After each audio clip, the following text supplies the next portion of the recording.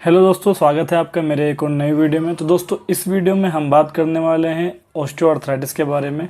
तो दोस्तों, मैंने अपने लास्ट वीडियो में आपको बताया था रूमेटॉइड अर्थराइटिस के बारे में। तो दोस्तों, बहुत से लोग जो होते हैं उनको कन्फ्यूजन होता है रूमेटॉइड अर्थराइटिस और ऑस्टियोआर्थराइटिस के बारे में। तो अगर दोस्तों आपको भी रूमेटॉइड अर्थराइटिस और ऑस्टियोआर्थराइटिस के बारे में कन्फ्यूजन है तो ये वीडियो देखकर पूरी तरह से आपको क्लियर हो जाएगा कि रूमेटॉइड अर्थराइटिस से ऑस्टियोआर्थराइटिस पूरी तरह से डिफरेंस होता है। और अगर आपको रूमेटॉइड अर्थराइटिस के बारे में जानना हो तो मैंने अपना जो लास्ट वीडियो अपलोड किया था आप उससे देख सकते हैं, मैं लिंक दे दूंगा डिस्क्रिप्शन में। तो दोस्तों, इस वीडियो में हम बात करने वाले हैं ऑस्टियोआर्थराइटिस क्या होता है और ऑस्टियोआर्थराइटिस किस वजह से होता है और ऑस्टियोआर्थराइटिस के सिम्टम्स क्या क्या होते हैं, ऑस्टियोआर्थराइटिस के लक्षण क्या क्या होते हैं और ऑस्टियोआर्थराइटिस को हम कैसे प्रिवेंट कर सकते हैं और ऑस्टियोआर्थराइटिस पता करने के लिए कौन कौन से टेस्ट अवेलेबल हैं और लास्टली ऑस्टियोआर्थराइटिस के ट्रीटमेंट क्या क्या होते हैं।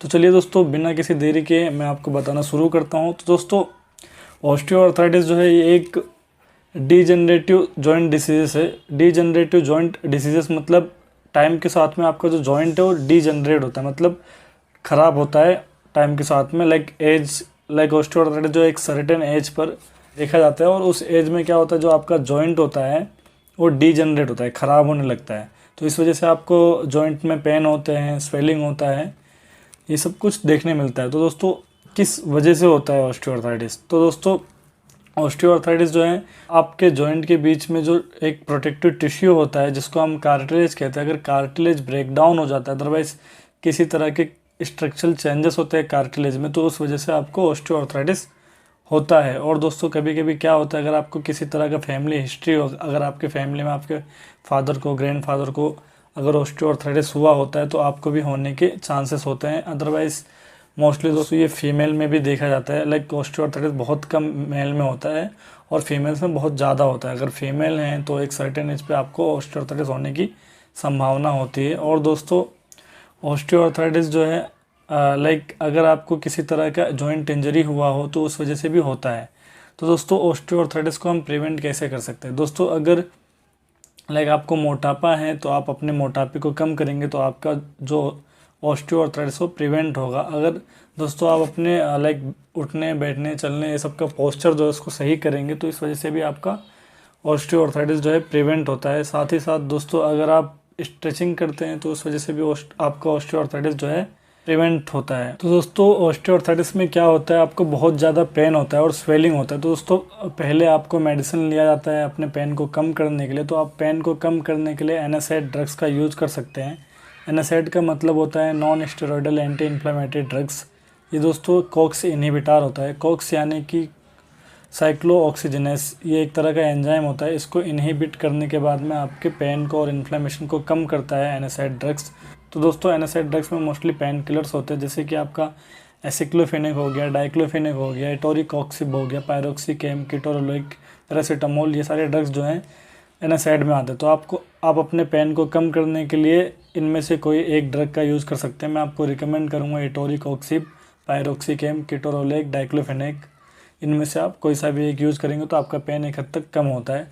साथ ही साथ दोस्तों, अगर आप डाइक्लोफेनेक वगैरह कोई भी पेन किलर लेंगे तो आपको लाइक गैस्ट्रिक इरिटेशन प्रोवाइड करता है, बहुत सारे गैस बनाता है। तो आप गैस को कम करने के लिए PPI ले सकते हैं। PPI यानी कि प्रोटॉन पंप इनहिबिटर, इस जो आपके गैस को कम करता है। जैसे आपका रेबिप्राजोल, ओमेप्राजोल, पेंटोप्राजोल, आप इसमें से कोई एक ले सकते हैं ताकि आपका गैस भी कंट्रोल में रहे, ताकि आपको गैस ज़्यादा ना बनाए। और दोस्तों, कभी कभी क्या होता है, पेन किलर लेने के बाद भी आपका पेन कंट्रोल नहीं होता, तो दोस्तों डॉक्टर इस केस में आपको स्टेरॉयड मेडिसिन भी देता है।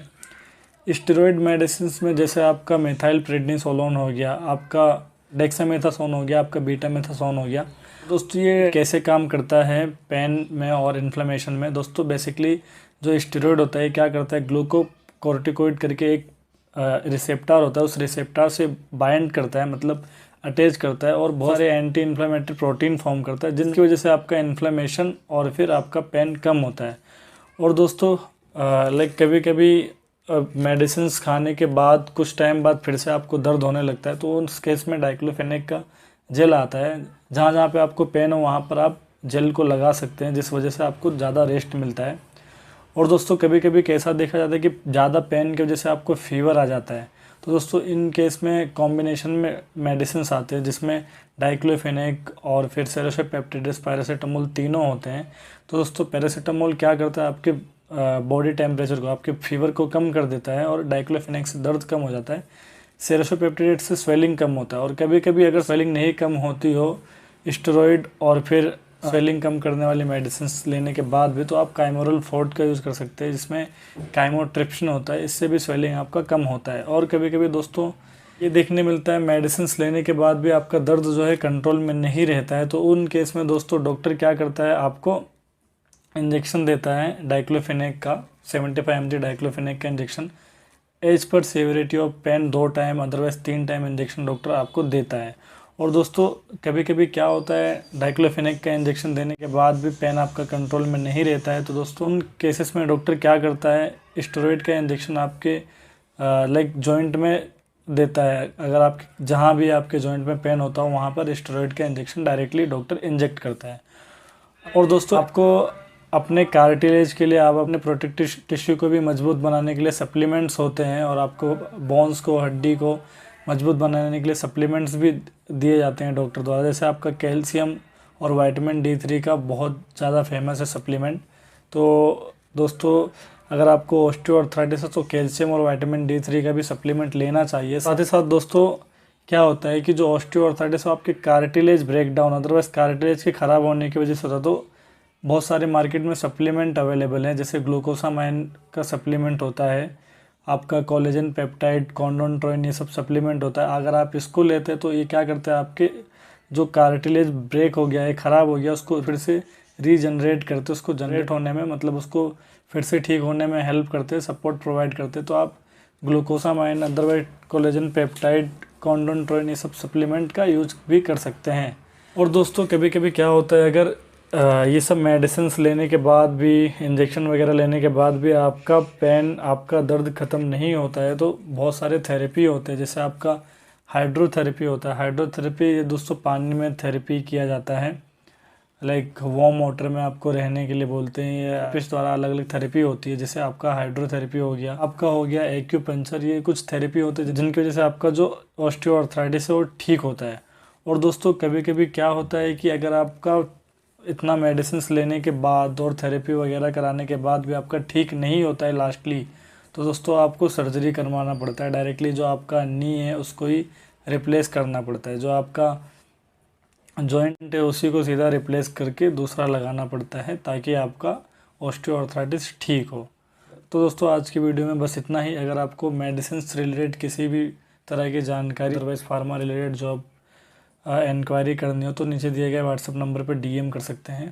तो चलिए दोस्तों आज के लिए बस इतना ही, बाय।